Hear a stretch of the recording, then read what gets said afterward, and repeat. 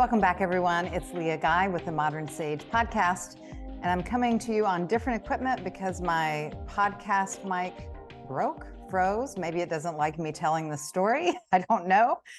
But anyway, if you're watching this on YouTube, you'll see a little bit of a different environment. And regardless, I'm glad that you're here today. I'm telling the story of my experience of living and restoring this 200-year-old haunted house and the healing components of that story, how it affected me, and hopefully how it will affect you. Before we get there and I continue this story, I just want to remind you that you can follow me on social media. I changed my handle to @Leah the Modern Sage. You can also visit me on my website, leahguy.com, where you'll find the workshops and courses and events and meditations and more. If you were here in New Jersey and came to my first live event at this beautiful loft, you know it was a sold-out crowd. We did a beautiful sound healing meditation, and I will be having more in-person events coming soon. So be sure and check in on my website or on social media. If you are in the tri-state area and would love to join, I would love to have you. So I'm going to continue telling the story today. And as I have been, I will interject when necessary, when I feel it necessary to expand on something, but I'm referencing my notes that I took at the time in real time. So I'm going to be kind of referencing from those and then filling in the blanks. All right. If you've missed the first part of the story, there are 2 other episodes so far. I encourage you to go back and listen. Just a reminder, this whole experience was challenging for me. And so in telling the story, I have a different perspective now. 1, because I'm not in the house, and 2, because it has been quite an amount of time. But there are some times where if you hear in my voice a change, I'm not acting, I am remembering. All right, here we go. So the days passed and things were getting stranger. The general energy of the place was starting to reveal itself. And what I mean by that is that there was both this beautiful, peaceful, welcoming energy juxtaposed to this heavy, looming, dark energy. In particular, when I walked up to the 3rd floor where the bedrooms were, going up the steps, sometimes I would just feel a chill up my spine or an overwhelming sensation in my chest. There was another dream. It was equally as terrifying as the first, also waking up with screams, pleading for help. With the other issues in the bedroom in particular, and the house, the wasps and the spiders and the bats, and now these dreams, I ended up buying a net. I went on Amazon and found one of those mosquito nets that hang over the bed and kind of encase the whole bed. And the ceilings are lofted, so I ended up securing it to the exposed wood beams, the original wood beams of the house, on all 4 corners, so it draped completely over my bed. And it certainly made me feel safer from the creatures in the house and also the spirits of the night. And it did provide a little bit of relief to get some more sleep. But the days passed, and in the gardens, I found a few more teeth, a very old horseshoe, antique bottles, and other unidentifiable objects. There was also a bullet chamber, an old brass candlestick, and then more teeth. So at this point, living there alone during COVID, remember, I was getting a little freaked out, and I installed security cameras.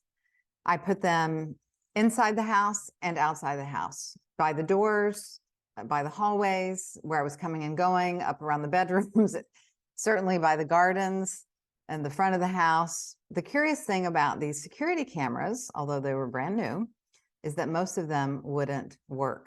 If I got one placed by the back door, I could not get it situated to actually see anything except for where the deer were passing through. And half the time it wouldn't work. It was absolutely impossible to secure a camera anywhere pointing towards the garden. 1, because it didn't work, whether that was the stone walls or the energy of the house, I'll let you decide. But what I can say is, except for one outside at the front and one inside, none of the cameras would work. After a few weeks, I ended up selling the security system because it was useless. I want to remark here that I guess, as I mentioned earlier, when I walked through the house and I kind of took off my healer hat and put on the hat of, I want to buy this house, I did witness something in the bedrooms that probably you don't see at most walkthroughs when you're looking at property. And that is crystals. The previous owners had placed crystals in the bedroom. One was next to their bed, and then there was a fairly large crystal up on the original wood beam overlooking the bed. And it wasn't the crystals themselves, because, I know a lot of people like crystals. I sell crystals. I have crystals everywhere, but it was the particular kinds of crystals that they used and that they were left in the space. I didn't make anything of it at the time. A few nights later, John came back to visit, and we were sitting in the family room at about 11 o'clock at night, winding down, ready for bed, watching TV. It was a very nice, peaceful evening outside, no storms, no rain, no wind. And all of a sudden we hear this tremendous noise.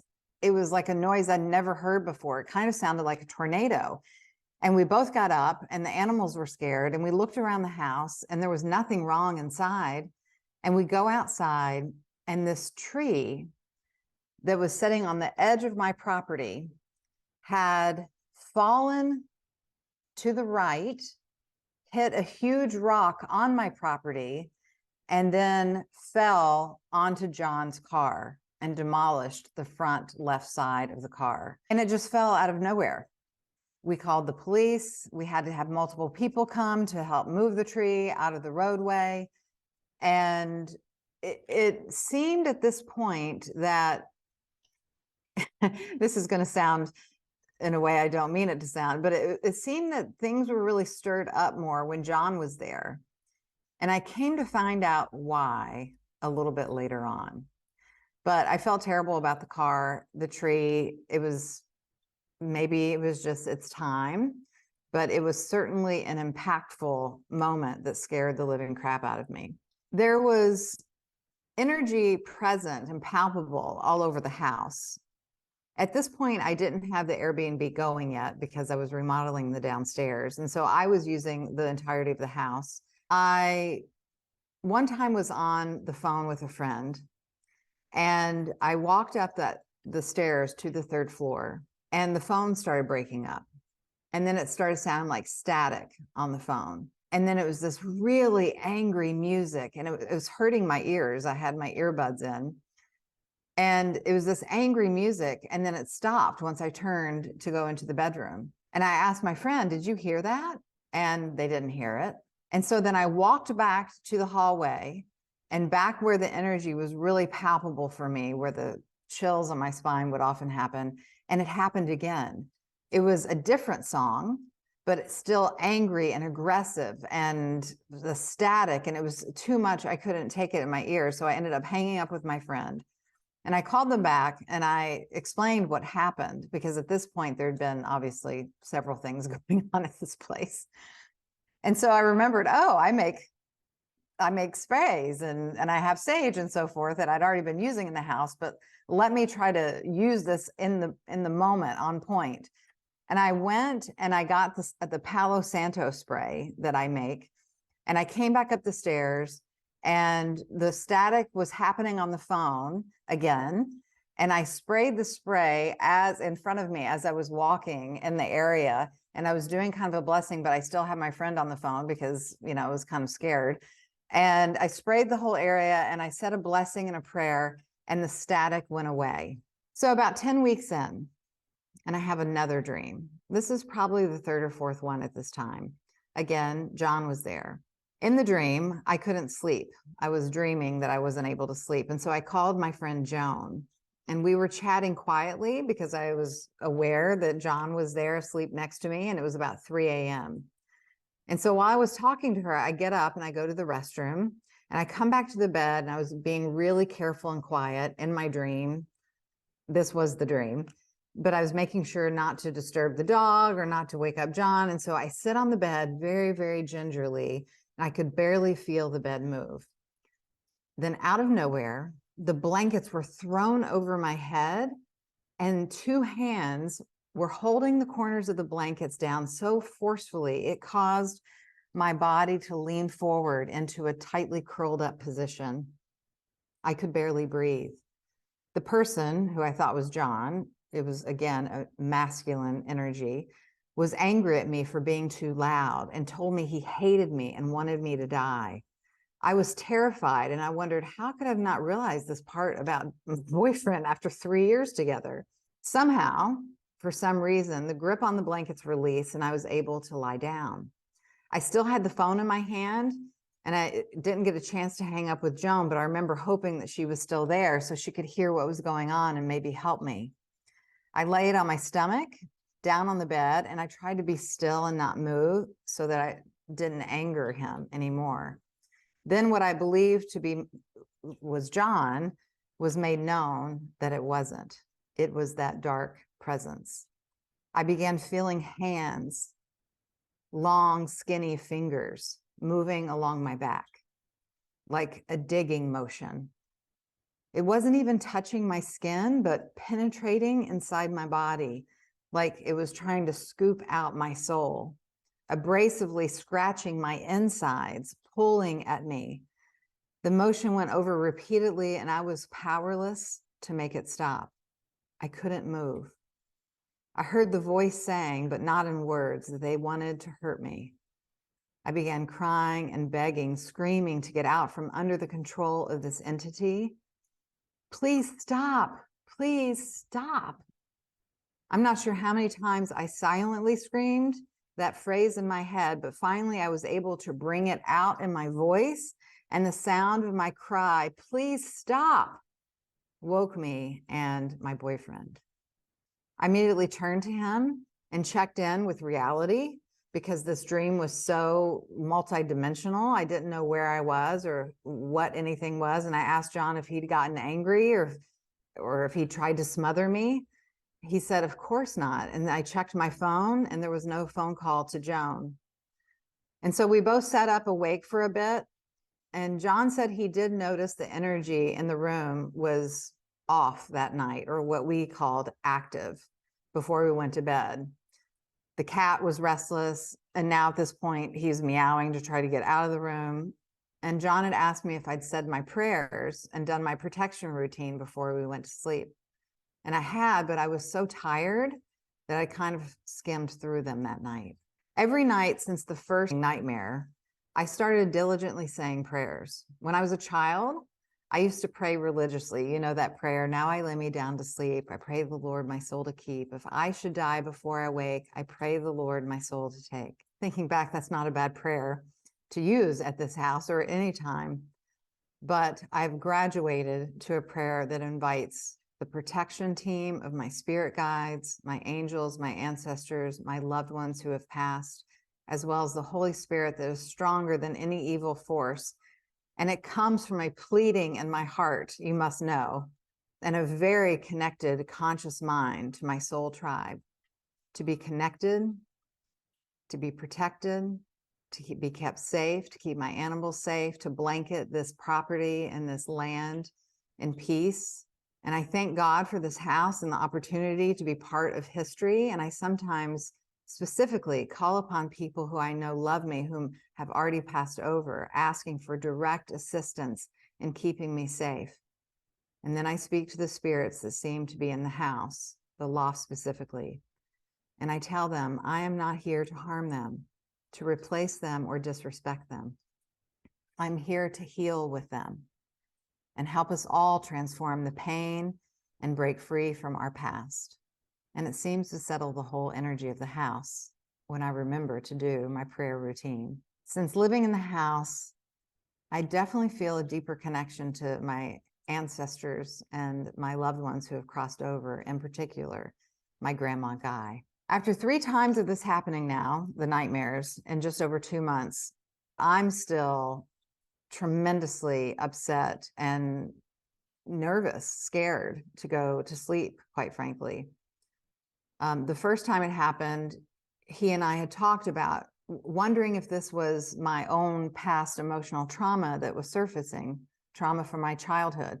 If you guys have read my books, I write about it. If you've come to my workshops, I talk about the various things that happened and the effects that they had on me. Of course, what I do for a living and in the healing world, that thought had not been lost on me, that I thought maybe this is some serious stuff showing up out of my fears. I talked to my dad about the potential of that. I talked to my therapist about the potential of that.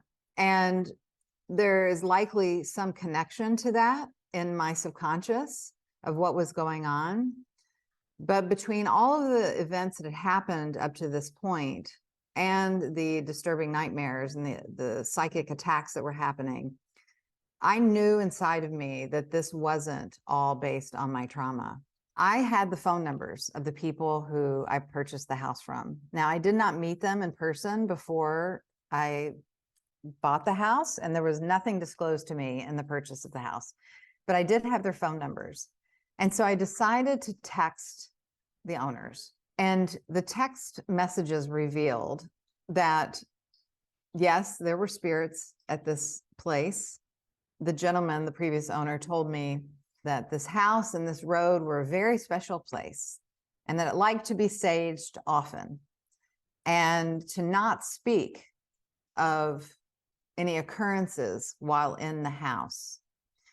Now, he said all that because my initial text, I was asking, has anything gone missing? I've had some weird experiences here. Some things have gotten stolen. I'm sorry about your cow skull, but it's gone, that kind of thing. And that was his reply to those texts, that, it's a spirited place full of history.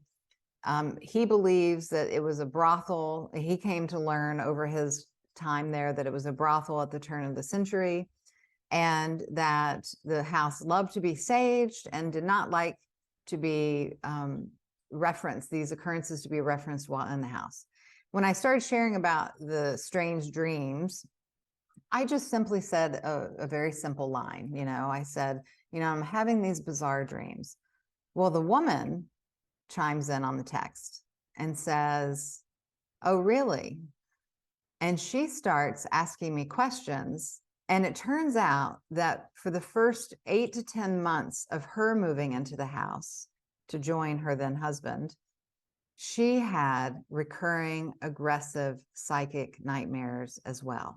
We started sharing stories about these dreams, and they weren't identical, but they were so close to one another. It was bizarre. We were texting back and forth, like almost completing each other's sentences. She was having chills and I was too. And we were talking about the same entity and how it attacked her, but it hadn't affected him. Now, he had owned the house for about 10 years and she'd only been there for about 3 years at this point. And the first year that she was there, she was really suffering with these nightmares as well. And so it started to make sense that John not having these experiences, although he was sensitive to the energy in the house, and the previous male owner not having these direct experiences, but us women having these experiences, and this place was a brothel back in the day, I started getting curious of maybe this energy, this entity was jealous, was struggling with control over women, or something along those lines. But back to the story in real time. I still wasn't sure what riled the spirits up, but it seems like there's 3 areas of the house that are most connected to this energy. The front of the house, near the front door, the gardens, which are directly on the side of the house, and the stairwell and my bedroom. The day of the last nightmare, I had moved this large lantern outdoor sconce that was part of the front door entrance to replace the light there. And so John took it down, I replaced it. That one didn't work either, had to replace it 2 or 3 times. But we moved the sconce, the old sconce, in front of the shed. And John had an idea to make a cool lantern or a feature out of it for the woods. And I thought that was a great idea. So we took the lantern and temporarily hung it back in the back next to the woods. And that was the night of that horrendous next nightmare. Same as when I moved the cow skull to the gardens, it got stolen. And that was one of the first nightmares. This whole experience is starting to make me think of tortured souls, the ones that were never supported enough to work through their hardships. And I believe that there were many tortured souls at this property. The ones who are beaten down by life, abused, betrayed, traumatized, didn't have the love in place to rise up from the fall. They are no different than you or me. They are just eternally struggling. The dream I had the following night after the nightmare, I was having this dream while in a friend's house in Jersey City, because to be honest, I needed a good night's sleep and I wasn't getting it at my house. So I had to travel to go stay with a friend to sleep. But interestingly, about old friends and old storylines that connect to my past. When I came back, I made sure to get back to my prayer and protection routine. And I was so present and pleading, demanding, expecting my angels and guides to protect me and give me peace. I talked to the house when I returned, telling her we're all together again, it's going to be okay. And I was actually glad to be home. And that night, after fully invested in my prayers of protection, I slept like a baby until 10 a.m. I had dreams of healings, of being around this beautiful being who was part man and part something else. And he anointed me with blessings. He put his fingers around my hairline and pointed along my head and face, while other beings were having fun making my hair funky and unique. The setting was a health food store in this small town, the one I worked at in my early 20s in Louisville. I've always felt most safe and at home in a health food store. Why? Because it's a place of nourishment. And for me, when I first started on my healing journey after my sexual assault and after a lot of things that happened in my youth, that was the first job I had. And I really learned so much there about homeopathy, about energy, about food, about wellness. And so it's my safe place. So in my dreams, there was a psychic intervention that took place. And strangely, I felt the beings from my house there in this location in the dream as side characters, flitting around, stocking shelves, walking down the hallway, building a new vision. It was such a comforting and profoundly altering dream, I didn't want to wake up. And so I stayed and visited as long as the day would allow. And then I hear, meow, there's the alarm clock. The animals are hungry, and I'll have to find my way back to the transformative healing angels of that dream at that health food store as soon as I can. Now, I've already started working on the house. Tons and tons of projects, tons and tons of handyman and carpenters and John being there and lots of things. Whatever I could get done through COVID, it was a slow process, but I was doing something every day, even if it's something I was doing myself. And there was a huge tree out front, right smack dab in the middle of the house. And I knew it was dead and it had to be removed. Even though I hated to remove it, it had to be removed or it was going to fall and hurt someone on the road. And so I hired these guys to come. They came and set up, and I will never forget this day. The guys, the tree removal guys, started at the top of the tree. They started at the top of the tree, and when they got about, I don't know, a couple feet down into the bushy part, the energy in the house started spinning like a tornado. It was so frenetic. The animals were running wild and barking and hissing. And I started feeling anxious. And it was just this tremendous amount of energy going on inside the house. I had to leave. And when I came back, they had the tree down to almost a stump. And it was, shocking at first because the whole house was now visible where it was hiding before. And it took a minute to get used to. And I went inside. The house was more peaceful than it had been for months since I'd been there. It felt great inside. I was so happy. And it was just this extreme, noticeable difference. It came to me that maybe something not so wonderful happened in that tree many years ago. So now I started sharing my experiences on Facebook. Got a lot of people interested. a lot of responses. People were fascinated with this house. I posted a picture. I have a picture back before the turn of the century, before the additions. People were seeing energies and visions of things in the windows of the house. And it was just kind of an outlet for me. But I would only post and share from my car or when I was at a different location because I was so scared to talk about anything inside the house. Some of the responses put more fear in me, and some of them were helpful. I've never been one to believe that the darkness is stronger than the light, because I've been taught that the light is the strongest and we should only seek the light. Now I have come to not only believe the darkness is as powerful as the light, the darkness has its purpose and its healing agent.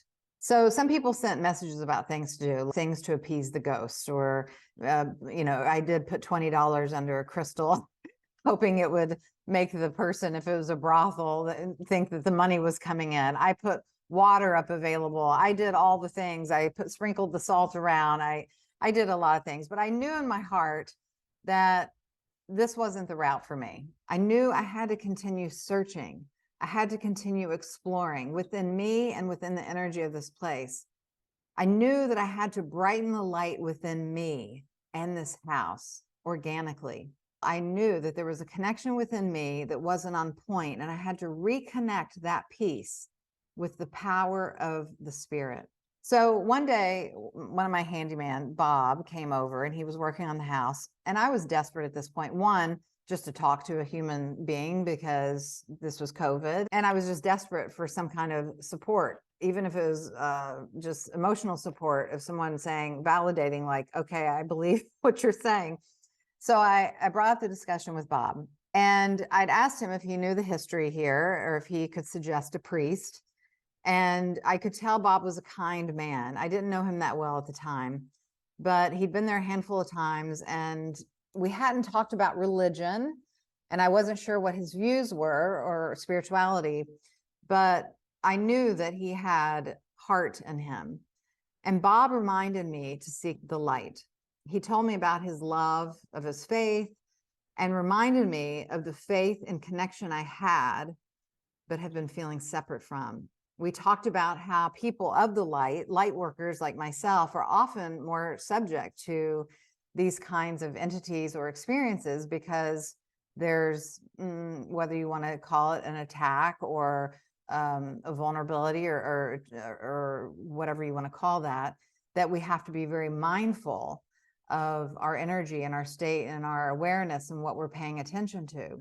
He quoted some scripture, and I let him know my favorite verse that I had been using in some of my prayers. Most importantly, he reminded me that I had to continually drink from the well. And where was the well in my life? The well that nurtures us, the well that fills us back up, the well that comforts us in those times of fear, the well that is the only thing that can quench a hungry, thirsty, starving, fearful self.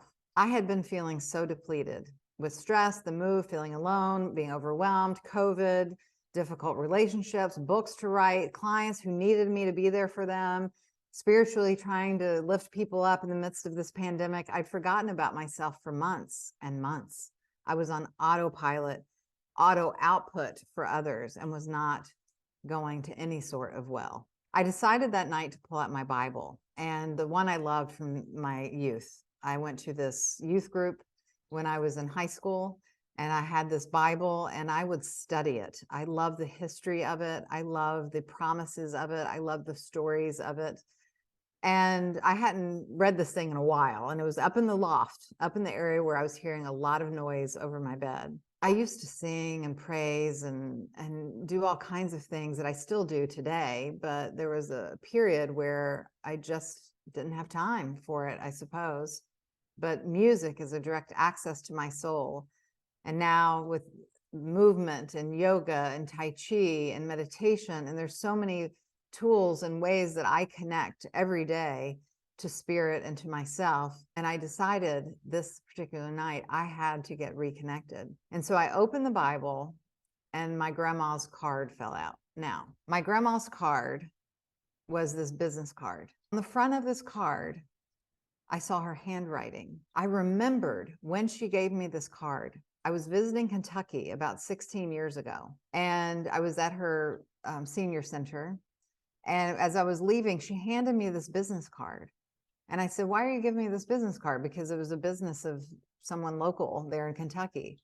And she said, "Just take it." And because it had her handwriting on it, I took it. On the front of the card that I just now read for the first time this night, there were 5 scripture verses. And on the back of the card, it said, "Do this." The front of the card said, "Read this," with 5 scripture verses.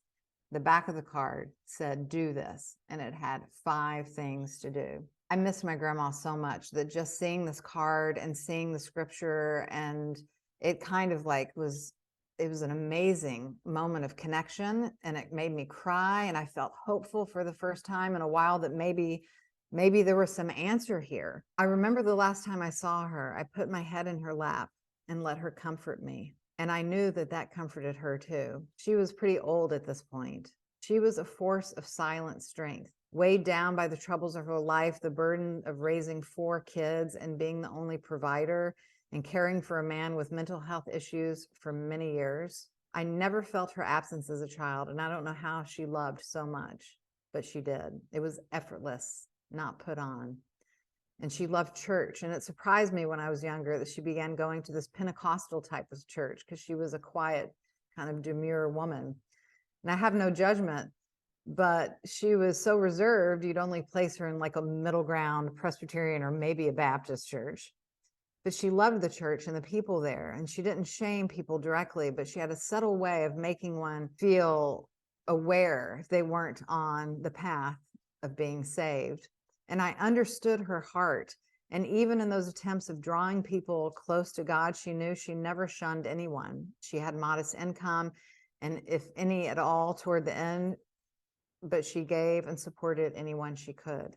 For me, she gave me her heart that meant more to me than the many $10 bills that came in the holiday cards. This house, there's something here that keeps bringing me to my grandparents. The stucco, the oldness, I'm not sure, but their story and their souls have been present to me here more than any other time in my adult life. So I take the Bible and, I do the classic, I'll open it up where it lands and find the message for me. And so I did that. There was a passage that I came to in the Corinthians about spiritual gifts. And I said a quick prayer before opening that Bible that I would get any guidance or info on what to do in this house with these spirits, because I know the answers come from the light. On my grandmother's card, these verses, they related to my spiritual gifts. They reminded me who I am and the powers I've been gifted. Some of the verses were about prostitutes and how they were doomed of years of eternal torture. Some were about being led to this special place after being prepared in the city until I was adorned with the proper cloak of blessing. These verses touched my heart directly, and her to-do list was equally as profound. Now, I've had 2 dreams since the social media sharing at this point. They've morphed to where the entities are there, but they're behind me. They make themselves known, and I see them, and I speak to them, and I ask them to leave in my sleep. And there's still some form of control that they have. And I still haven't gotten a good night's sleep in weeks, but I feel less afraid. We're into August now, and the energy felt so much better since following the guidelines of my grandmother's card, which I'll share with you soon. I feel more peace and empowered. I decided tonight to inquire for more information. I often tell my clients to sit and listen, to ask God or the universe for answers and guidance. And sometimes it is as easy as that. We just forget to ask, too distracted by our own thoughts and need to control. So before sleep this one particular night, after my prayers of protection, I asked Spirit to let me know any information that would help me understand and have compassion and not fear. I've been very verbal and clear that I do not want to see any ghost in my room, especially when I'm there alone. In my dreams, I got a very clear picture and information from some source. The source didn't have a face, but it led me around the lands.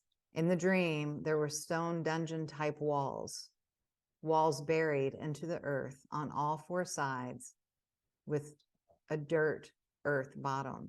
The walls were made of stone. It was a pit. It was a mass burial pit where they put the bodies nearby. I'm going to leave it there for us today. I so appreciate you listening. We'll pick it up next week. I also have some special guests coming very soon on the podcast, a medium who I'm excited to share with you to talk about how communication with the other side works, how it is possible. I would like to share more of my work and how I do that with my clients, and I help assist them in their growth, and the experiences that I had at this house coming up in the story about how I began communicating with the spirits that were there. So thank you all so much. This is the Modern Sage Podcast. I'm Leah Guy. You can find me at leahguy.com. Follow me on social at Leah the Modern Sage. And I'd love to see you in person for a healing session, a workshop, a retreat, or at one of my events very soon. Until then, take good care, and we'll talk next week.